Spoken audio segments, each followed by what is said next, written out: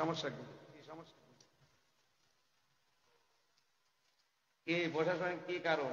এর চাইতে আবার কি কবরের নিচের ওয়াজ করব? স্ত্রীর গুণাগুণ বললেও যদি আপনার সমস্যা হয়, এ মাহফিল দিয়েছেন কেন? আগামীতে মমতা গান দেবেন, বিশেষ মোনাজাত করেন। কিসের মোনাজাত? এখন তো মোনাজাত করলে বদদুয়া করব।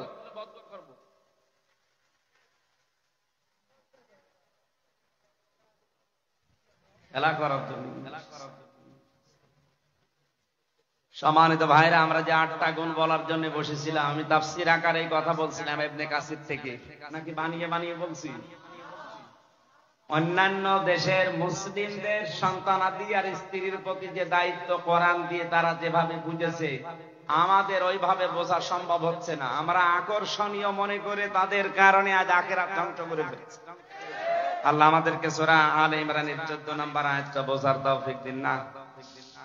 আমরা প্রশাসন এবং আইনের প্রতি শ্রদ্ধাশীল, দেশে যারা দায়িত্বে আছে তাদের প্রতি শ্রদ্ধাশীল। এর জন্য কি কি কি কারণে আপনি বন্ধ করে দিলেন আমি জানি না। আমি তো আর আবু সেহেল দেখি নাই।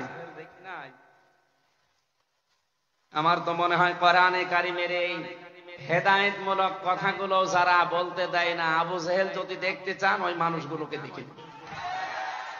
এরা মারা গেলে এদের জানাজা দেওয়া, কবরে দেওয়া বেকার হবে। আল্লাহুম্মা আমিন। রব্বানা যালামনা আনফুসানা ওয়া ইল্লাম তাগফির লানা ওয়া তারহামনা লানাকুনান্না মিনাল খাসিরিন।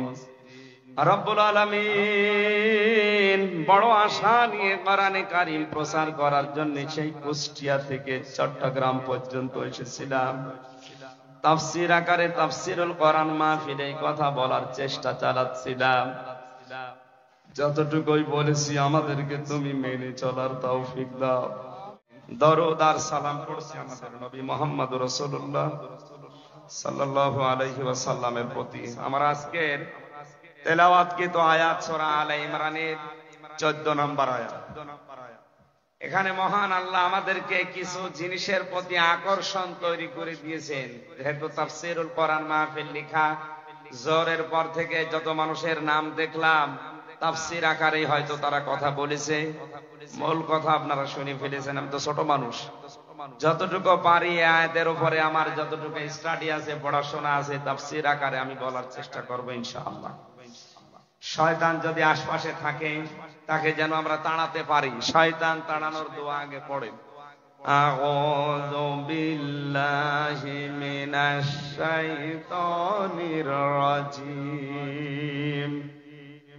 বিসমিল্লাহির রহমানির রহিম।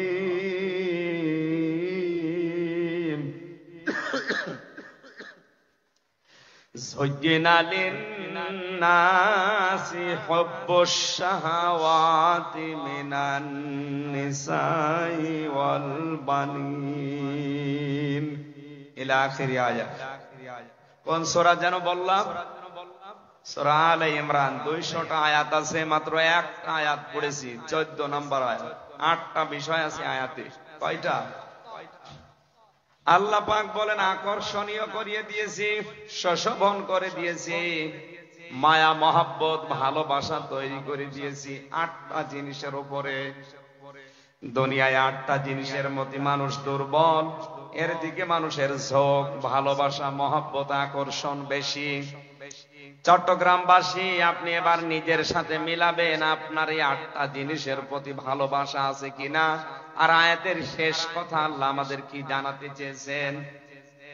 1 নম্বরে পৃথিবীর মানুষের ভালোবাসা, আকর্ষণ আমি আল্লাহ তৈরি করে দিয়েছি তার স্ত্রীর প্রতি। কার প্রতি? আরো জোরে বলেন। বিশ্বনবী জানিয়েছেন আমার কাছে 3টা জিনিস ভালো লাগে, পছন্দ হয়। 1 নম্বরে সুগন্ধি, 2 নম্বরে নামাজ, আর 3 নম্বরে আমার নিজের স্ত্রী। কার স্ত্রী? এখানে যারা বসে আছি আমাদের কাছে ওই স্ত্রী ভালো লাগে, কিন্তু নিজেরটা বাদ দিয়ে অন্যেরটা। মানে নিজেরটা বাদ দিয়ে অন্যেরটা ভালো লাগে। এই কারণে আজ বাংলাদেশে পরকীয়া প্রেম। আমি আয়াতের তাফসীর পড়তে গিয়ে তাফসীরে হাক্কানিতে পেয়েছি, কেউ যদি পরকীয়া প্রেমে লিপ্ত হয় কমপক্ষে দুনিয়া আখিরাত মিলে তার 6টা ক্ষতি হবে। এখানে যদি থাকেন এই মুহূর্তে আপনার চরিত্র পাল্টাবেন। 1 নম্বরে আপনার চেহারার উজ্জ্বলতা নষ্ট হয়ে যাবে। 2 নম্বরে আপনার জীবনের ইবাদত বন্দেগী কবুল হওয়া বন্ধ হয়ে যাবে। 3 নম্বরে মরণের সময় আপনি বেঈমান হয়ে মারা যাবেন, ঈমান পাবেন না। এই যে এত বড় কঠিন কঠিন কথাগুলো বললাম, এবার আল্লাহকে সাক্ষী রেখে হাত তুলে বলেন তো পরকীয়া প্রেমে লিপ্ত আছেন কারা? হাত তোলেন তো। ও এই হাদিস বলা আমার মনে হয় এই জেলার জন্য না, এই কুষ্টিয়ার জন্য কার্যকর। আলহামদুলিল্লাহ, যাক ভালো, এই এলাকায় পরকীয়া প্রেম নেই। যদি কেউ এরকম চরিত্রে থাকেন, আপনি কি মনে করেন আমি বুঝি না, নিজের স্ত্রী বাদ দিয়ে অন্যের স্ত্রীর সাথে হোক, অন্যের মেয়ে লোকের সাথে যে লাইন আপনি লাগিয়েছেন, কোন কারণে লাগান বলেন তো? যে মেয়ে লোকের সাথে লাইন করলেন ওর ভেতরে যা আছে আপনার স্ত্রীর ভেতরেও তাই আছে। এই কথা বলেন না কেন? নাকি জিনিসপত্র কম বেশি আছে? সব পুরোপুরি ঠিক। হ্যাঁ, এখানে একটু ছোট্ট কথা বলা দরকার। এখানে হাজারো স্বামী বসে আছে, এই কারণে বলছি। মেয়েরা আছে না, সম্মানিতা মা বোনেরা, বাংলাদেশের পুরুষ মানুষের শরীর এমনি চলে না কলকাতা হারবার আর ইন্ডিয়া হারবাল ছাড়া। কথা বলছেন এখানে? এদের যে যৌবন এ তো এমনি চলে না। এরপরও যদি কোন পুরুষ মানুষ আপনার রেখে লাইন করে, বুঝতে হবে শুধু ওই পুরুষের একা দোষ না, আপনারও কিছু দোষ আছে। আল্লাহর নবী জানিয়েছেন এই পৃথিবীতে যখন স্বামী বাড়িতে আসবে, দুনিয়ায় যত কাজ থাক সব কাজ মেয়েদের জন্য নিষিদ্ধ। স্বামীকে আগে হাসি মুখে সালাম দিয়ে তাকে সময় দেওয়া মেয়েদের জন্য বড় ইবাদত। এইটা পারিবারিক জীবনে না থাকার কারণে স্ত্রীর পক্ষ থেকে রেসপেক্ট, সম্মান এবং আদর সোহাগ যেটা পাওয়া দরকার, অধিকাংশ পরিবারের স্বামী এটা পায় না, এই জন্য লাইন করে। এবারে একটু জোরে বলেন ঠিক। তার মানে বোঝা যাচ্ছে এখানে লাইন মারা লোক আছে।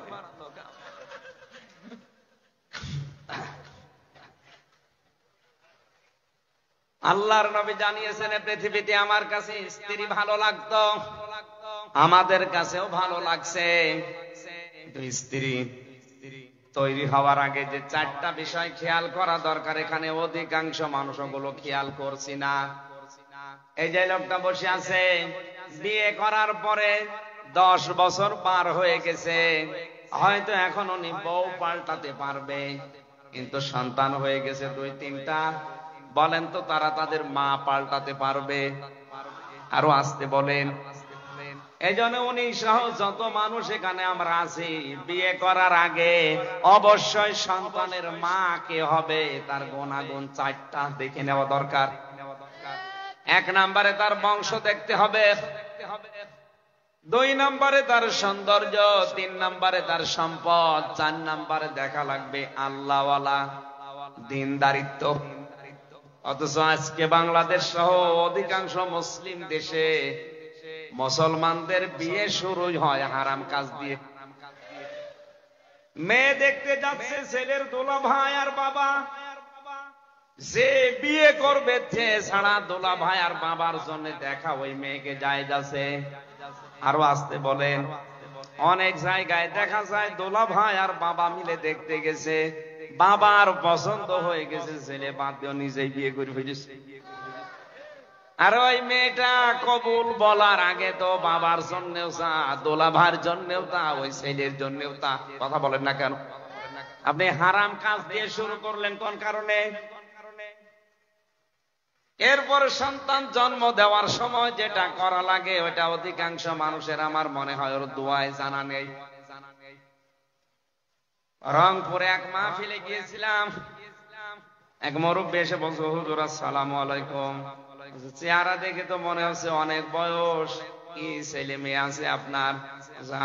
কয়টা? 9টা। 9টা ছেলে মেয়ে হয়ে গেছে। দাদা বলে আগে ডাকলাম, বললাম দাদা, সন্তান জন্ম দেওয়ার সময় একটা দোয়া পড়া লাগে, একটু বলেন দেখি। বছর হুজুর দোয়া এখনো পড়া হয়নি। তো দোয়া এখনো পড়েননি, 9টা জন্ম দিয়েছেন, আবার কবে পড়বেন? অথচ ওই দোয়ার ভেতরে মারাত্মক 2টা কথা আল্লাহকে বলা হয়। বিসমিল্লাহি, আমি আল্লাহর নামে আরম্ভ করছি আজকের বাসর রাত, আজকের এই সংসার। আল্লাহুম্মা জান্নিবিনা শাইতান ওয়া জান্নিবিশ শাইতান মা রাযাকতানা। আমি এবং আমার স্ত্রী দুইজনেই শয়তান থেকে আল্লাহর আশ্রয় চাই, এবং আমাদেরকে রিজিক হিসাবে আল্লাহ তুমি যা দেবে সন্তান আদি, ওগুলো যেন শয়তান থেকে নিরাপদ থাকে, মুক্ত থাকে।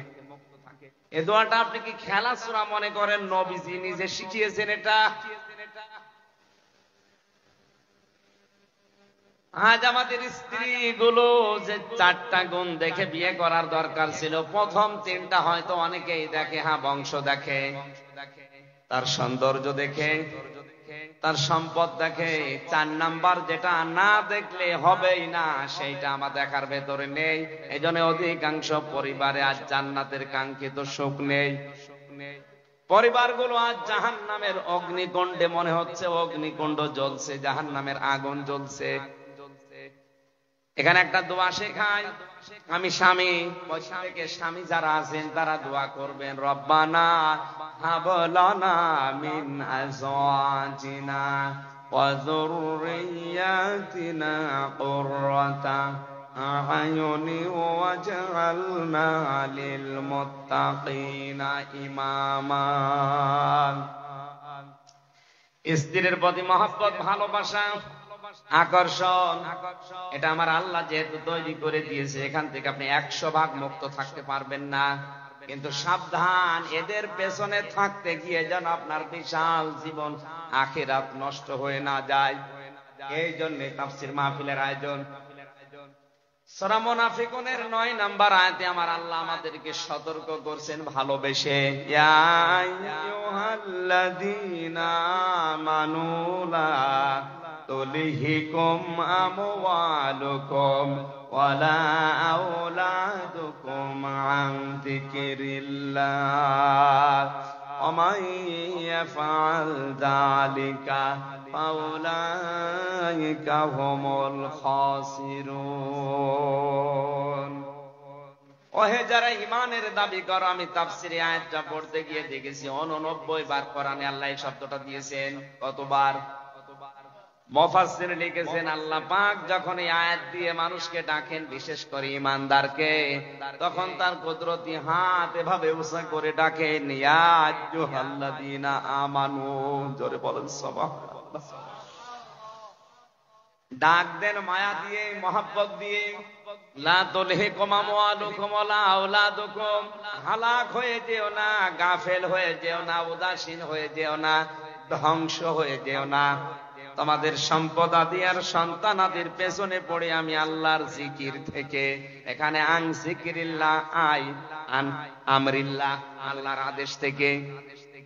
ওয়া মান ইয়াফআল যালিকা ফাউলাইকা হুমুল খাসিরুন। কোন মানুষ যদি এ কাজ করে, স্ত্রী, সন্তান, সম্পদ এগুলোর পেছনে পড়ে আমার আল্লাহর আইনগুলো যদি ভুলে যায়, আল্লাহ পাক বলেন ওই লোকটার জীবন ক্ষতিগ্রস্ত। বলেন নাউজুবিল্লাহ। এই আয়াতটার সাথে আমি বাংলাদেশ এবং বিশ্বের অন্যান্য মুসলিম অনেকগুলো দেশের সাথে মিলিয়ে মিল পাই না। আমি রিমান্ডে যখন ছিলাম, আমি নাম নিলাম না, হিন্দু অফিসার আমারে উনি বলছিল, আমি মিশন ওমানে ছিলাম 2 বছর, ওখানে আমি ছিলাম, যে হোটেলে খাবার খেতাম, খুব ভালো করে মিলাবেন। 2টা বছর আমি ওই হোটেলে খাবার খাই, ওদের ভাষা আমার আয়ত্ত হয়ে গেছে।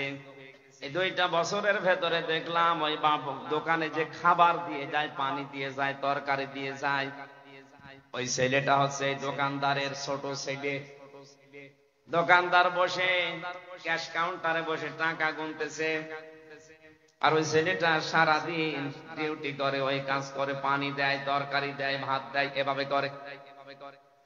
ওনার একদিন জিজ্ঞাসা করলাম, আপনার নিজের ছেলে, আপনি এত বড় দোকানের মালিক, এত টাকা পয়সা, আপনার ছেলেটাকে ভালোভাবে লেখাপড়া করিয়ে একটা ভালো জায়গায় তুলে দিতে পারেননি? লোকটা ওনার ভাষা দিয়ে আমারে বুঝিয়েছে। কোরআনের একটা আয়াত পড়ে, সূরা তাগাবুনের 14 নম্বর 15 নম্বর আয়াত, ইয়া আইয়ুহাল্লাযীনা আমানু ইন্না মিন আযওয়াজিকুম ওয়া আওলাদিকুম আদুওয়াল লাকুম ফাহযারুহুম, ইলা আখিরি আয়াত। আমি সহ এখানে যত মানুষ বসে আছি সবার জন্য ওই হিন্দু অফিসারের কথাটা মনের ভেতরে লাগবে। আপনি ভালো করে শোনেন। উনি আমারে বলছিলেন, ওই যে ওমানের ওই দোকানদার আমাকে বলছে, আপনি কোন দেশে বাড়ি আমি জানি না, আপনি জাতিতে কি আমি তাও জানি না, কোরআনের যে আয়াত পড়লাম আপনি কি বুঝেছেন? ও হিন্দু বেটা, ওর কোরআনের অনেকগুলো আয়াত দেখলাম ওর মুখস্থ আছে। আমি তো নিজে হাফেজ। ও যে সমস্ত আয়াতগুলো বলছিল আমি থ হয়ে গেছি, রিমান্ডে কি বলে একটা হিন্দু মানুষ। আমার তো মনে হয় যতগুলো আয়াত আমার সামনে এই 10 দিন রিমান্ডে পড়েছে, ওর প্রায় 2-3 পারা কোরআন মুখস্থ হয়ে আছে। আমারে বলছে, হুজুর এই দোয়াটা, এই আয়াতটা যখন পড়েছে সূরা তাগাবুনের 14 এবং 15 নম্বর আয়াত আমারে শোনালো। আমি তো বাংলায় পড়েছি, আমি বুঝে ফেলেছি উনি আমারে কি বলতে চায়। দোকানদার আমাকে বলতে চেয়েছে, হে আল্লাহর বান্দা, আল্লাহ পাক আমাকে কোরআনে কারিমে জানিয়েছে অবশ্যই তোমাদের স্ত্রী, তোমাদের সন্তান তোমাদের মাঝে মাঝে তোমাদের জন্য শত্রু হয়ে দাঁড়াবে, সুতরাং তাদের সম্পর্কে সতর্ক থাকবা। এটা আমার সন্তানের প্রতি আমার কিছু দায়িত্ব আছে। একে জন্ম দেওয়ার পরে আমি এর একটা সুন্দর নাম রেখেছি, আহমেদ আলী। কি নাম? এর নাম রেখেছি আহমেদ আলী। 2 নম্বর, একে যতটুকু পারি আমি দিনের শিক্ষা দিয়েছি। হ্যাঁ, ইসলাম মানতে গিয়ে যতটুকু দিন জানা লাগে ও জানে। 3 নম্বরে ওর একটা কর্মজীবন তৈরি করে দেওয়া দরকার, হালাল। আমার যতটুকু সামর্থ্য ছিল আমি তৈরি করে দিয়েছি। তাই বলে তো আমি ওর জন্য ঘুষ দিয়ে বড় জায়গায় চাকরি দিয়ে আমার আখিরাত নষ্ট করতে পারি না। এরকম বাবা দেশে নেই। নিজের সন্তানের যোগ্যতা নেই, এরপরে উপরে টাকা পয়সা দিয়ে এমন জায়গায় বসিয়েছে, টাকা দিয়ে ঘুষ দিয়ে। আমি বেশি বলে ফেললাম, এই কথা বলেন না কেন? এ বাবা কিন্তু জানে যে চেয়ারের যোগ্যতায় আমার ছেলে নেই, এরপরও ঘুষ দিয়ে ওই জায়গাটা, ওই চেয়ারে তাকে বসিয়ে চেয়ারটায় বসে আরো আজে বাজে কাজে, অবৈধ কাজে আঞ্জাম দিচ্ছে ওর ছেলে, কারণ চেয়ারের যোগ্যতা তো ছেলের নেই। দোকানদার বলছে, আল্লাহর বান্দা, 4 নাম্বার, ওকে আমি একটা সৎ পাত্রী দেখে পাত্রস্থ করেছি, ওকে আমি একটা সৎ পাত্রী দেখে বিয়ে দিয়েছি। নবীজি আমাকে 4টা দায়িত্ব দিয়েছিল, আমি পুঙ্খানুপুঙ্খানুভাবে আদায় করলাম। ওর জন্য দুনিয়াদার হয়ে আমি তো জাহান্নামে যেতে পারি না। আপনি হিসাব করে মেলান তো বাংলাদেশের সাথে।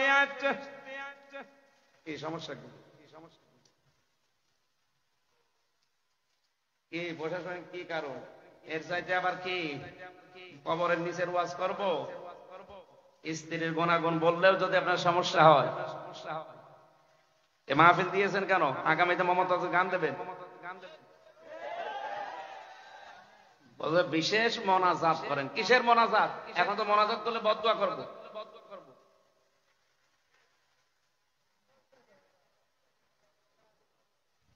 খেলা করার জন্য। সম্মানিত ভাইরা, আমরা যে 8টা গুণ বলার জন্য বসেছিলাম, আমি তাফসীর আকারে এই কথা বলছিলাম ইবনে কাসির থেকে, নাকি বানিয়ে বানিয়ে বলছি?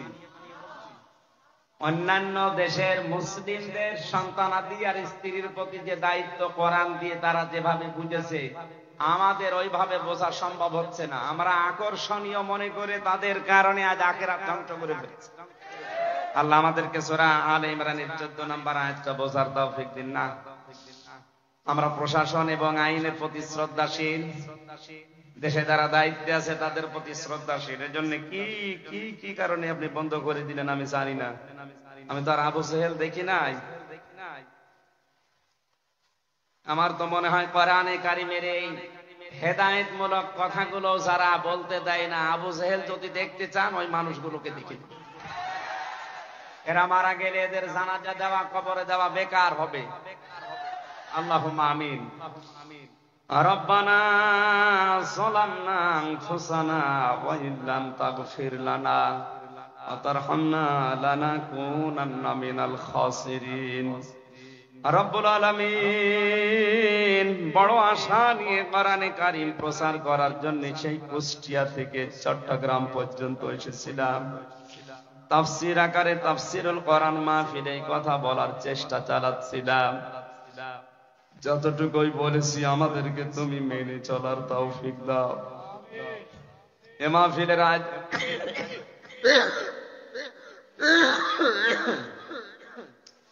আয়োজন যারা করেছে, শোনার জন্য যারা এসেছে, মূল কথাগুলো আমরা বলতেও পারলাম না। যতটুকুই বলেছি আমাদের জীবনে আমল করার তৌফিক দাও। আগামীতে এই মাহফিলটা কোরআনের প্রচারের জন্য আরো বিশাল আকারে মঞ্জুর করি না। যারা এই কোরআনের প্রচারের সাথে জড়িত তাদেরকে হেদায়েত নসিব করো। যারা না বুঝে বন্ধ করে দিল তাদেরকে হেদায়েত নসিব করো। এলাকায় মাটির নিচে যত মানুষ কবরে আছে এদেরকে মাফ করে দাও। যখনই মরণ আসবে একবার হলেও যেন পড়তে পারি লা ইলাহা ইল্লাল্লাহু মুহাম্মাদুর রাসূলুল্লাহ সাল্লাল্লাহু আলাইহি ওয়াসাল্লাম।